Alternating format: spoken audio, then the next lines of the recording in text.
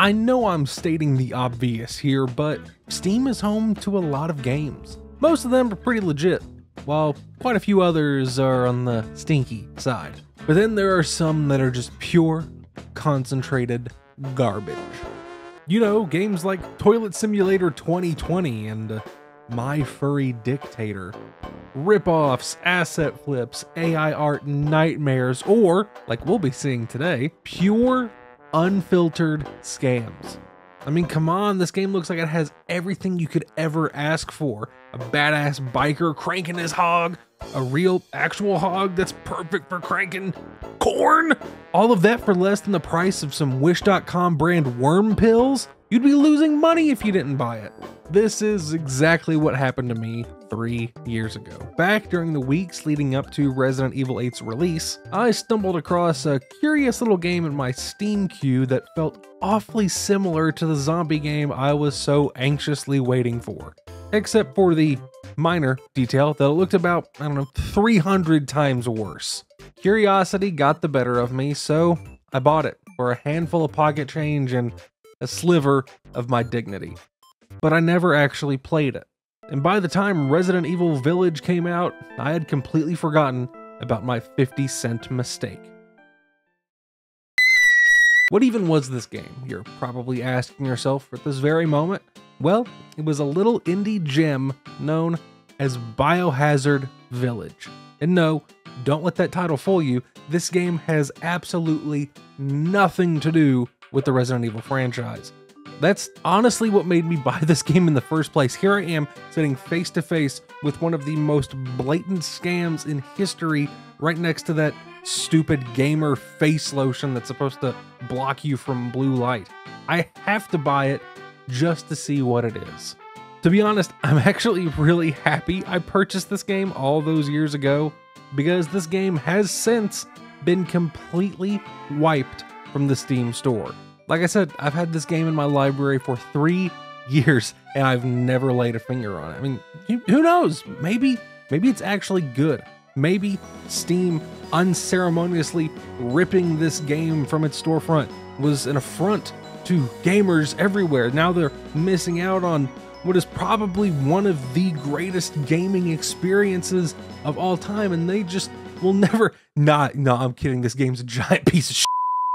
As soon as the game opens up, it obliterates your ears with some of the loudest sounds ever produced by man. You're recording now. Huh?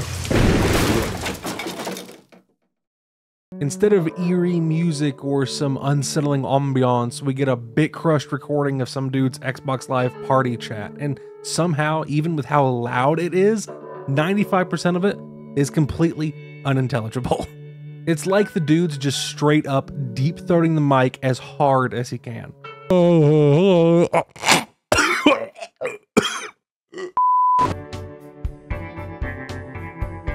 This dialogue or whatever goes on for nearly 4 minutes into some kind of police recording or interview about a guy who had an encounter with some sort of unknown creature that took his daughter. Listening to this, it really feels like something out of a B-tier liminal horror series. You know what? I'm gonna take this dude's description and draw my very own brand new liminal horror mascot. You know, it's gonna be so... Hang on. I can. Damn it. Okay. Wait. I got this. Yeah. Fingers. Can you please describe what he looked like? It was tall. Okay, it was tall. Cool. Yeah. I love a nice tall man. Yeah. Tall, dark, and handsome. Yep. That's how I like him. It appeared to be wearing a suit, but. Wearing a suit too. Oh, nice, well-dressed man. Okay. Sounds like we got a regular tater scrotum on our hands. Looking good. There's no way it was human. There's no way. Not human. Okay then. Bored ape monkey. Trust me. I know what the internet horror scene needs. It's been creepy text-to-speech and crusty VHS filters for years now. This is the step in the right direction. This is the future. NFTs, the real human fear. The arms are almost to the ground. Big long arms, cool, cool. I appreciate it. Yeah, get a little Slender Man up in this mud. Yeah, I dig it. That horrible face, just staring at me. But horrible face. Well, I mean, we already got that, baby. Bored ape monkey. I'm telling you, it was the right choice. All right, and with that, I think he's done. We shall call him the Monkey Man, the main creature of the Monkey Tapes. Keep a lookout for it. First Monkey Tapes video coming soon. If you don't want to miss it, be sure to hit that subscribe button. In addition to NFT-based internet parody horror, I do a wide variety of gaming-related content, including my weekly news video, Weekend Repeat. So, if you don't want to miss out on all of this, just be sure to hit that subscribe button and ring the notification bell. Shameless plug over. Okay, jokes aside from the egregious voice crust and ear-shattering volume, this dialogue thing, whatever, is actually pretty decent. So decent, in fact, I guarantee that this audio is probably ripped from something else entirely, because one thing it has is effort behind it. Now, no, it's not, Oscar quality, but the voice acting is good. And like I said, it's got effort behind it, which is something sorely missing from the rest of this entire game. And not to mention, this whole story about this weird suit-clad, skinny-armed, creepy-faced monster is completely absent from the rest of this game. None of these characters and none of these events, not even the suit monster, shows up at all in this game. Nice. We get a cool zoom in during this dramatic title sequence. Probably gonna frame up the statue against the background, make a sick title screen. Oh, we're going for the elbow. Yeah, okay, yeah, that's cool, I guess. Yeah, I know a lot of dudes that are into elbows. Yeah, like rubbing up all on them and stuff. Yeah, feels good. Yeah, nope, never mind. Zoom in straight past the elbow and right through the statue entirely. Yep, just SV cheats one, no clipping right through the entire thing. But at least we get a cool look at the landscape. Yeah, I know these are probably some of the best graphics I think I've ever seen.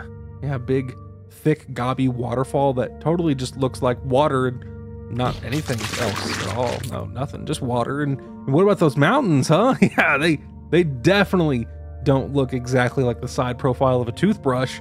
I mean, this just looks so much like real life, I can't tell the difference.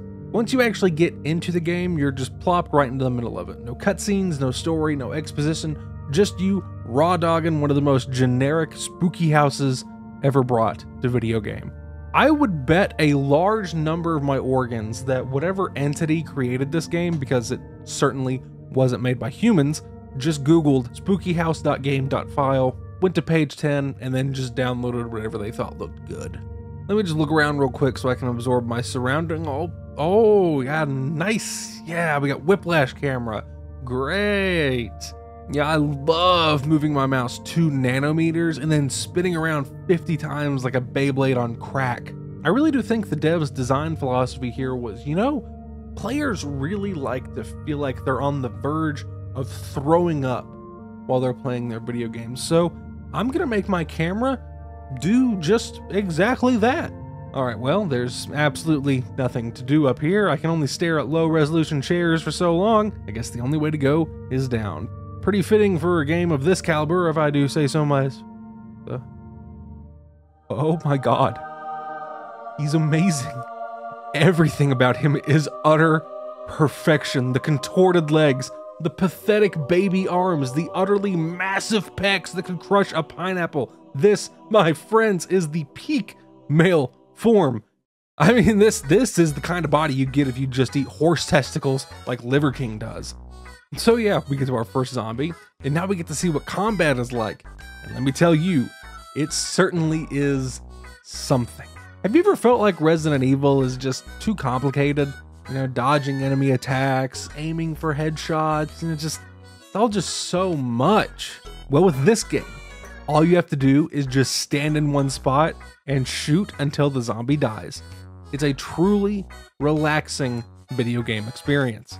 That is, until we meet more of our silly lumberjack friends and you inevitably run out of ammo. Now you get to have the fun challenge of figuring out how to reload your gun. Obviously, it's the R key, right? No, you silly goose. Every other game does that. Biohazard Village is a trendsetter in the video game world. We're different, we're unique, we're totally not copying off of a major established AAA franchise or anything like that. All you have to do in this game is just click the shoot button again. See? Infinite ammo right from the start. No other survival horror game does that.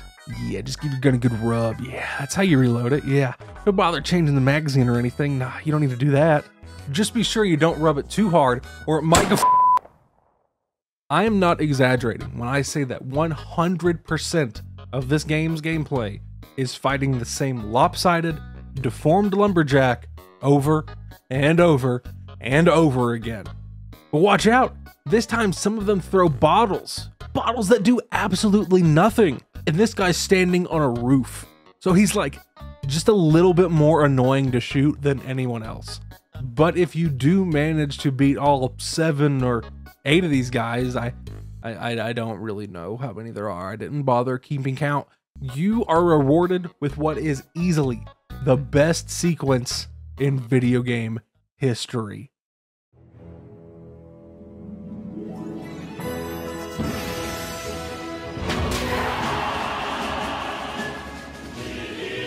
There are no words to describe the sheer absurdity I felt watching this big SOB walk right into the level.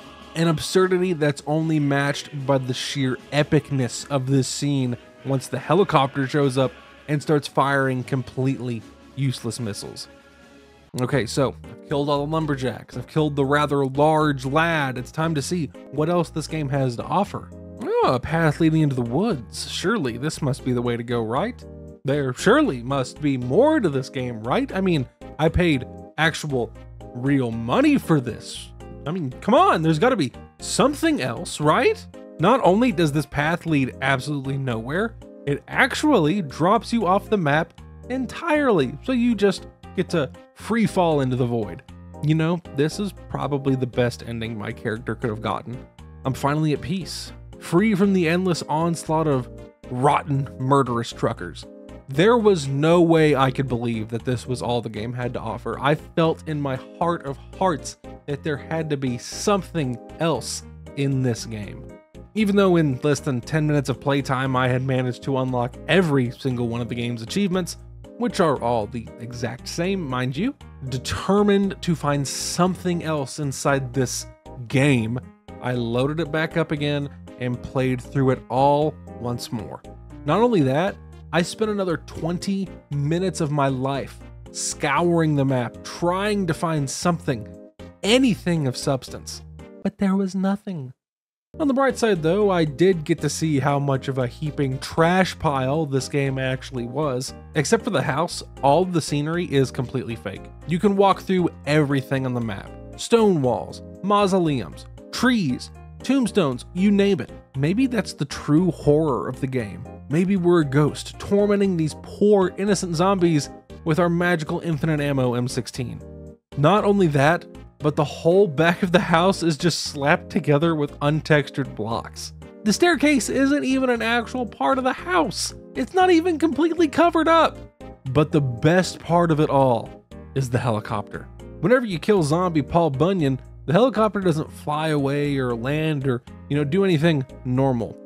It actually sticks around and performs miracles that could only be described as Christ-like. Flying into the water and through the ground itself before miraculously reappearing behind you. I don't know.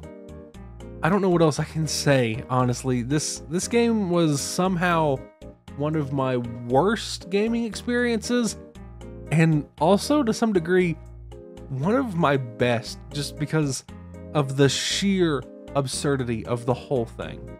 Playing this schlock was absolutely infuriating, but seeing just how crusty, broken, and unfinished this atrocity was absolutely hilarious. Part of me wants to go back in time and just throttle myself for even spending a cent on this piece of trash, but you know, I can't help but feel, you know, happy because this whole thing was just insane. It really is a once in a lifetime experience to come across a game that is this terrible, and I have to say I'm really glad I was able to experience it. Now I am happy that this game has been taken off the Steam store because, you know, it is a legit illegal video game, but you know, it is kind of depressing that nobody else will get to experience the wretchedness that I was able to. Thank you all so much for watching, and I hope you enjoyed. If you did, please leave a like and let me know what you thought of the video down in the comments below. And be sure to hit the subscribe button and ring the notification bell so you never miss another video.